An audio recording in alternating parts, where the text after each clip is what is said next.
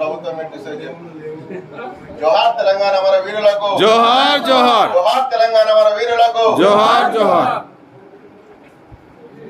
TRS government మనం ఎదిరించి కొట్లాడి ఆఖరి కాంగ్రెస్ గవర్నమెంట్ గెలిపించుకున్నాం. 1 సంవత్సరం అయింది. అప్లికేషన్లు పెట్టి ఇంకొక 4 రోజులు అయితే సంవత్సరం.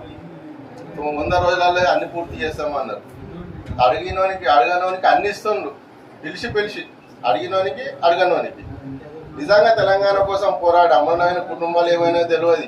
అప్పుడు 1200 మంది చనిపోయిందని చెప్పింది. అలా ఇచ్చింది 580 మంది.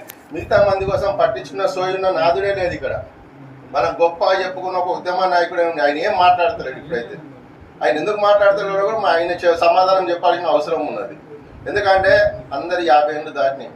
35 నుంచి మొదలు పెడితే 55 వరకు పోరాడి అన్ని ఓడగొట్టుకున్నాం. విషయాల్లో కూర్చున్నాం. ఈ శీతాకాల సమావేశం లోపల మీరు ఉద్యమకారులకు ఇస్తామన్నా ఇస్తారా?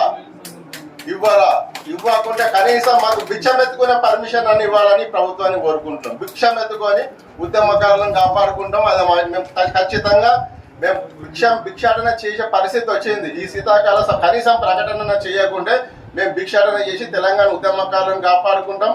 రాబోయే రోజులలో స్థానిక సంస్థ ఎలక్షన్లో మా ఉద్యమకారులది, తెలంగాణ ప్రజలది, అనగారిన ప్రజలది సత్యంది ప్రభుత్వాన్ని చూపిస్తాం. దయచేసి రిక్వెస్ట్ చేస్తున్నాం రేవంత్ రెడ్డి గారు, ఆ రోజు మీరు ముఖ్యమంత్రి కాకుంటే మేము ఉరేసుకొని వస్తామన్న రోజులు ఉండే.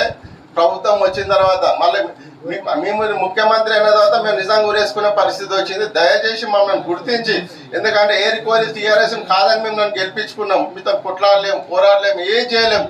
ఒకటే అవకాశం ఉన్నది, బిచ్చం ఎత్తుకొని బతుకుతాం. దానికి పర్మిషన్ మాత్రం కావాలి.